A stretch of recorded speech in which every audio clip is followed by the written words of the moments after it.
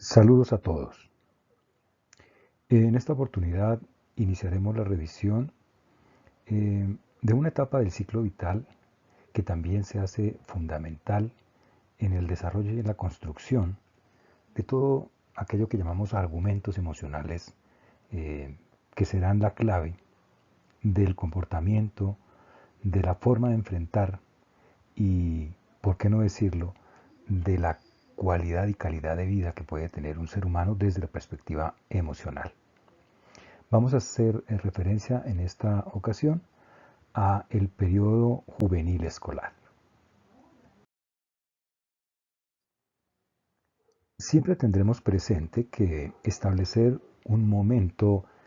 cronológico, de alguna manera, va a ser un poco complejo. Por eso cuando hablamos del periodo juvenil escolar, tendremos que ubicarnos en ese momento en el que podría ser aquellas personas que se encuentran después de los 6 años, entre los 6 y los 10 años podrían ser más o menos. Esto, como les digo, es muy relativo. Pero partiendo de esa ubicación, más o menos sencilla, el periodo juvenil escolar tiene una cantidad de retos y una cantidad de características en su entorno que vamos a intentar decantarlas de una manera muy concreta a lo largo de esta charla. Para todos es claro que una de las cosas que empiezan a aparecer en estas etapas de la vida en el ser humano es el salir de su hogar, el salir de su casa, para empezar a fundamentarse desde lo académico, y por eso el ingreso a la escuela, el ingreso al colegio, empieza a ser o a marcar un derrotero en el nuevo estilo o en el nuevo modo de vida que va a enfrentar el individuo. También es claro que en la actualidad este proceso de salir del hogar y enfrentar nuevos entornos pues se está dando ahora de una manera más temprana, se está dando ahora casi que desde el nacimiento, debido a que los cambios generacionales y lo que en teoría se denomina exigencia de la vida actual, pues ha llevado a que los padres o cuidadores se vean en la necesidad de dejar a sus hijos en jardines, en digamos, instituciones de cuidado de niños, a veces recién nacidos, en salacunas, etc., entendiendo como necesario, con unas comillas grandísimas, como necesario hacerlo. ¿Por qué? Porque obviamente papá y mamá o cuidadores deben trabajar para sustentar el hogar, etc. Y esto en teoría los llevaría a tener que dejar al niño en ambientes distintos a los que son su entorno familiar. Entonces, si hiciéramos un poco de excepción y no tuviéramos en cuenta ese momento, digamos, que hoy en día se está viendo, podríamos decir que cuando el niño empieza a tener su interacción social, ya con un núcleo diferente al de la familia, como es por ejemplo el colegio o la escuela, pues va a tener que enfrentar circunstancias nuevas que se van a convertir verdaderamente en retos. Retos no porque sean difíciles, retos no porque sean complejos ni inadecuados, sino reto entendido como una circunstancia que por lo novedosa va a exigir del niño o de la persona que lo enfrenta el uso de los recursos que trae hasta ese momento en su desarrollo emocional y mental. Entonces, aquí ya empieza uno a ver la repercusión de lo que ha sucedido o de lo que hemos podido invertir en el individuo en los 5 primeros años de vida. Lo he dicho reiteradamente, por eso para algunos estudiosos en el área del ciclo vital y en el área específica de la parte psicoanalítica o psicológica, consideran que los 5 primeros años de vida son determinantes en lo que va a ser la realidad de un ser humano. A pesar de ser etapas muy tempranas, a pesar de ser, digámoslo de alguna manera, experiencias bastante, por decirle de alguna manera, primarias, eso no quiere decir que el individuo no tenga que enfrentarlas, no tenga que buscar recursos para poder saber cómo enfrentarlas, por más básicas, por más primarias, por más aparentemente sencillas que sean. No podemos perder nunca esa percepción como profesionales, ni mucho menos como personas, esa percepción de que cada individuo vive su realidad de una manera particular y que ojalá nosotros tuviéramos, ese sería el ideal, ojalá tuviéramos esa capacidad empática de poder comprender por qué cada individuo se comporta como se comporta en cada circunstancia. A veces nosotros exigimos que el entorno se comporte como nosotros creemos y queremos que deberían comportarse, desconociendo absolutamente la vida privada o la vida personal más bien en cada uno de los seres humanos que nos rodean. Y esto es muy común digamos, en los entornos de familia o en los entornos de cuidadores con respecto a los niños. A veces nosotros, como adultos teóricamente, pensamos que las problemáticas que enfrenta un niño son despreciables porque son en últimas niñerías, son en últimas cosas que no tendrían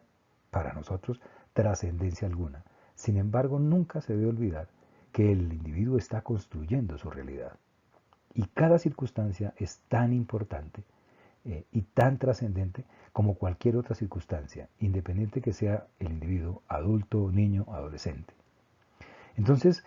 aquí es donde empiezan a surgir los grandes retos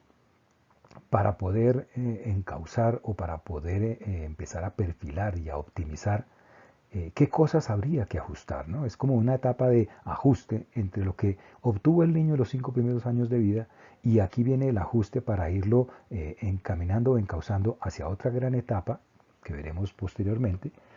y que habla de la adolescencia. Entonces, empieza uno a descubrir el reto tan grande que es para el individuo, propiamente dicho, enfrentar su vivencia a nuevos entornos y para el entorno que cuida al individuo, llamémoslos padres, cuidadores, etc., intentando apoyar, intentando entender y hasta descubrir qué cosas podrían estar o fallando o faltando o qué cosas podrían potenciarse en el individuo para hacerlo cada vez, llamémoslo de alguna manera, más apto tal vez para la sociedad o tal vez más social para la sociedad. Y es que aquí viene una circunstancia que lo hemos dicho a lo largo del estudio del ciclo vital, y es que nuevamente aparece esa gran figura del desprendimiento familiar.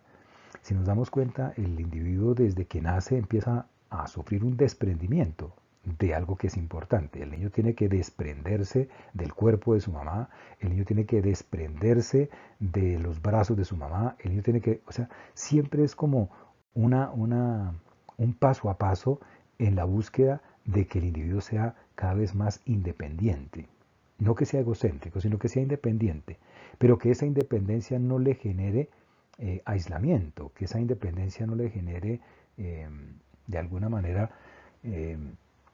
como circunstancias en las que él sienta que es que tiene que dejarlo o porque es malo o porque es inadecuado, etcétera, sino que al contrario, que ese desprendimiento sea más bien un crecimiento y ese crecimiento tendrá que ir enfocado a estructurarse a partir de lo que está desprendiendo, pero también entendiendo que esas son sus bases fundamentadas y que esas debe siempre o conservarlas o tratar de modificarlas, pero entenderlas como sus bases. Porque esa es la historia, esa es su historia, esa es su verdad, esa es su realidad. Y nunca se puede desconocer que cada uno de nosotros tiene esas bases fundamentadas. Algunas veces para uno inadecuadas, poco amadas, etc. Pero esas son en últimas nuestras bases y a partir de ellas tendremos que nosotros entendernos, construirnos, afianzarnos, renovarnos, bueno, de acuerdo a cada circunstancia. Entonces, viene nuevamente el reto del desprendimiento de la familia. Y hablo de desprendimiento porque es salir de un entorno que siempre ha mantenido, teóricamente, al niño como alguien importante, como alguien único, como alguien al que se ama, o al que se quiere, al que se le da el valor y la posición en la familia. Porque si lo viéramos desde la perspectiva, llamémosla normal, nosotros entendemos que un niño, obviamente si está en su hogar, pues en su hogar se le quiere, se le respeta, se le admira y se le tiene un sitial que le da estatus, que le da importancia, le da valía en ese entorno familiar. Pero también resulta lógico que el niño va a descubrir, cuando sale a un entorno distinto, a un núcleo diferente, que ahí en ese entorno va a encontrar una cantidad de circunstancias, y digámoslo de una vez, de personas, que ya no lo van a estar eh, aceptando porque sea el niño menor de la casa o porque se llame A o C o porque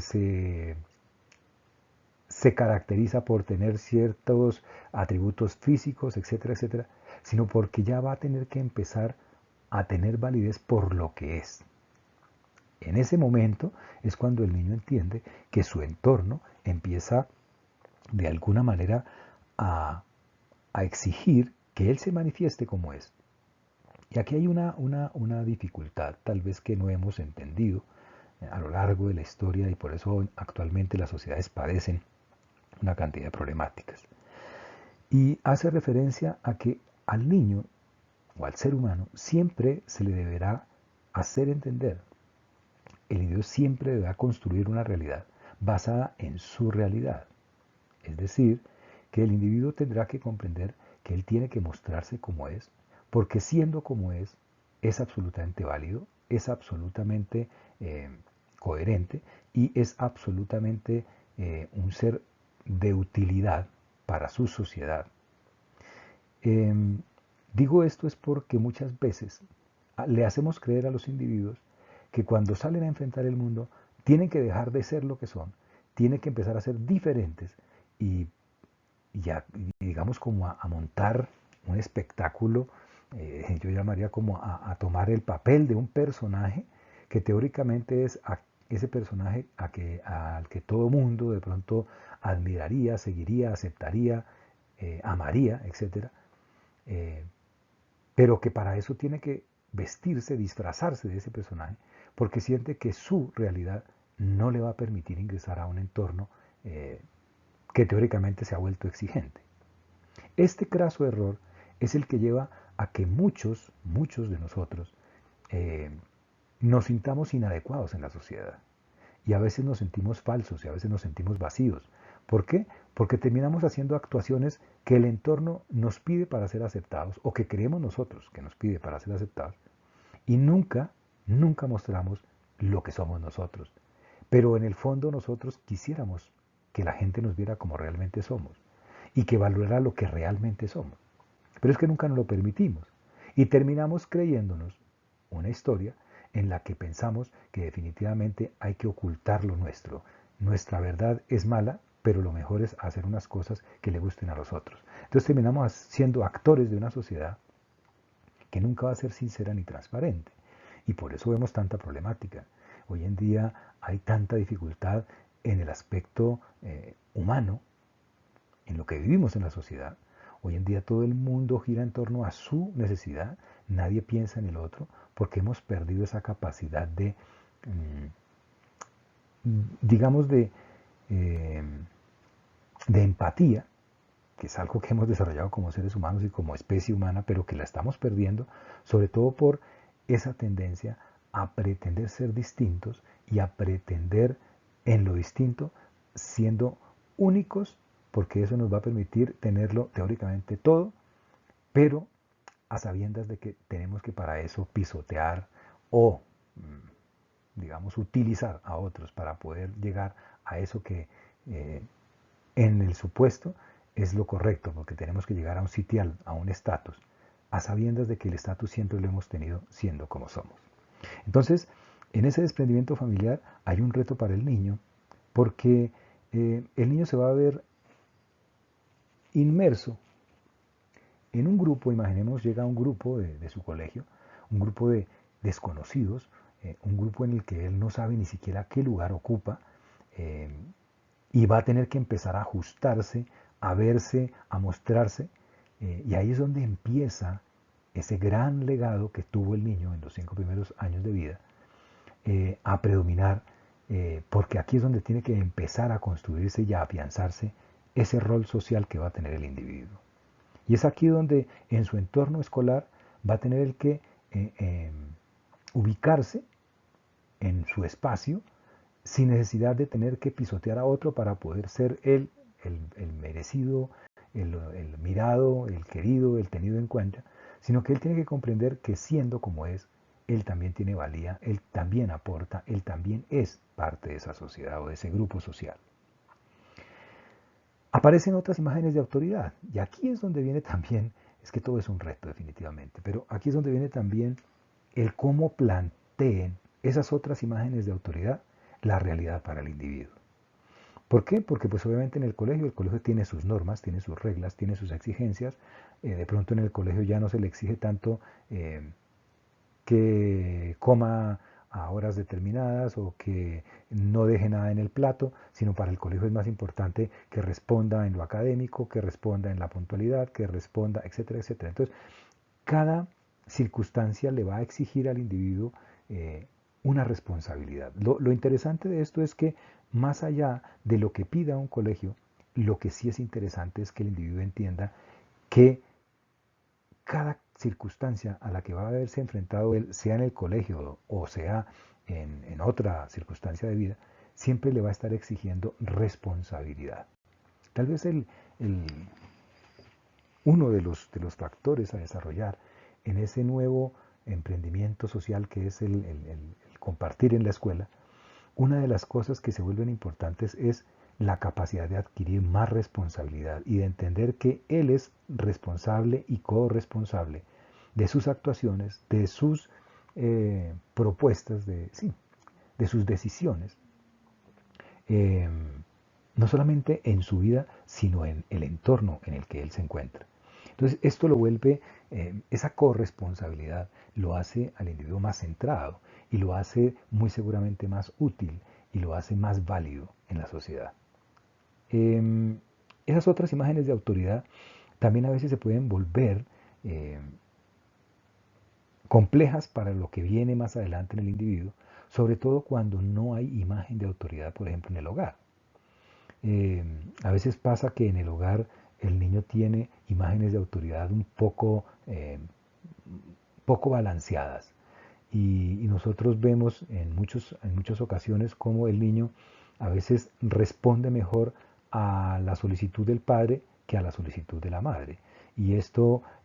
obviamente deja ver mucho de cómo el niño siente que debe respetar más a uno que a otro. Y esto no sería lo ideal, porque entonces el niño va a crecer y va a enfrentar un entorno social distinto al de su hogar, en el que estará buscando esos modelos a ver a quién sí puede o debe responder y a quién no hay necesidad de hacerlo. Y ahí es donde empiezan a verse los conflictos en cuanto a que el niño de pronto, eh, si es con la amenaza de que lo voy a mandar a la rectoría o que lo voy a mandar a donde el jefe de disciplina, etcétera, ahí sí se siente intimidado, pero mientras el profesor o esa imagen de autoridad que tiene en su entorno le pida algo, le exija algo, él no va a responder, porque no va a sentir como esa necesidad de respeto. Entonces, miren, vuelve la frase que hemos utilizado en este primer momento, y es la de que nosotros estamos entendiendo, uno, que en los 5 primeros años de vida tenemos que al individuo también forjarle el respeto por el otro, independientemente de quién sea el otro. El respeto es porque el otro es un ser humano tan válido, tan absolutamente único y tan irreemplazable como yo. Entonces ese es el principal aporte también que hacemos en las primeras etapas de vida, el respeto. Porque eso llevará a que las otras imágenes de autoridad que va a empezar a enfrentar el individuo sean no solamente planteadas desde llamémoslo así como desde desde un cronograma o desde digamos como una división de estatus, sino el respeto se lo merece cualquier persona. Entonces yo debo ser respetuoso no porque una persona tenga más autoridad que yo, sino porque es persona. Y ahí en ese momento dejaríamos nosotros de tener problemáticas de que el niño sí hace o sí es cumplidor con las cosas que exige A o B, pero no con los que exige C o D, etc. También se vuelve un área como es de socialización, el área juvenil o el periodo juvenil, pues el niño va a empezar a compartir, va a tener que ver cómo desarrolla digamos, como esa cualidad o ese valor, porque muchas veces el niño viene de un entorno donde él es único, en donde él lo tiene todo, donde él no ha visto la necesidad de compartir, y cuando enfrenta un entorno un poco más amplio, como es el entorno escolar, va a empezar a tener ese otro reto, que es cuando se le pida o la vida le exija eso, la compartición con los demás. Y aquí empiezan entonces a desarrollarse otras capacidades y otras características, des en cuenta que en el fondo de carácter humano. Competir con pares, ese, ese es el otro problema, ¿no? La competencia, porque empieza a haber una rivalidad, cosa que no debería ser lo correcto. Aquí lo que debemos hablar cuando hablamos de competencia no es de quién gana o quién pierde. Aquí la competencia hace referencia a qué capacidades tengo yo, cuáles son mis competencias. Porque si yo entiendo cuáles son mis competencias, voy a saber en qué cosas puedo aportar y de qué cosas puedo aprender. Y en ese momento nos volvemos sinérgicos, nos volvemos, reitero la palabra, sociables y estamos construyendo algo que es de valor y de importancia fundamental a mediano y largo plazo para el individuo. Como resulta lógico, también la capacidad cognitiva se incrementa. ¿Por qué? Porque pues obviamente va a empezar el individuo a recibir una cantidad de información que antes no tenía, sobre todo desde lo académico, ¿no? Pero también desde lo vivencial. Pero aquí hay un efluvio pues desde lo académico que lleva al individuo a que tenga que desarrollar, a que tenga que implementar estrategias que le permitan entender todo ese flujo de conocimientos. Y es aquí en donde empieza nuevamente esa gran estimulación para que se sigan desarrollando procesos neurobiológicos que en última son los responsables de que el niño pueda, eh, llamémoslo así, como introducir, codificar y crear engramas nuevos. Y es que para generar un engrama nuevo a nivel cerebral, pues se necesita de cambios neurobiológicos, lo hemos analizado muchas veces. Es decir, que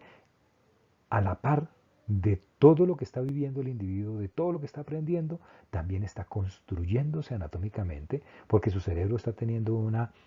proceso de desarrollo importante en cuanto a la sinaptogénesis, en cuanto a la neurogénesis, es decir, ese proceso de plasticidad neuronal se está dando de una manera importante y es lo que a mediano y largo plazo le va a permitir al individuo tener realidades distintas, argumentos distintos, o más bien más argumentos para poder seguir construyendo y construyéndose como persona. Esta frase de aceptarse por lo que es, tal vez es la conclusión de esto que hemos hablado en esta primera parte. El individuo o el niño tiene que, de acuerdo a lo que su entorno le está mostrando y de acuerdo a lo que se le está favoreciendo, tiene que entender que él va a ser aceptado por lo que es. No ni siquiera por lo que haga, es por lo que es. Por ser humano, él tiene y debe ser aceptado. Eh, Aquí es donde empieza el juego de valorarle cosas y felicitarlo por ciertas cosas, es decir, como por el logro. Cuando nosotros premiamos el logro, lo que vamos a hacer es siempre darle a entender al niño que él no va a ser aceptado por lo que es, sino por lo que tiene. Y eso es un error que más tarde que temprano se va a empezar, digamos, a cobrar. Ese error se cobra en la vida, eh, y no solamente en la vida del individuo, sino en la vida de los individuos que van a estar en contacto con él. Entonces, siempre propender porque el niño entienda que él es valioso por lo que es y que siendo lo que es, él puede ser o es necesario que lo aporte y lo diga, porque la sociedad está ávida de conocer nuevas cosas, nuevas propuestas, de conocer lo que él es realmente. En cuanto a ciertas escuelas psicodinamistas, para el caso, por ejemplo, de la escuela que tenía muchas bases freudianas,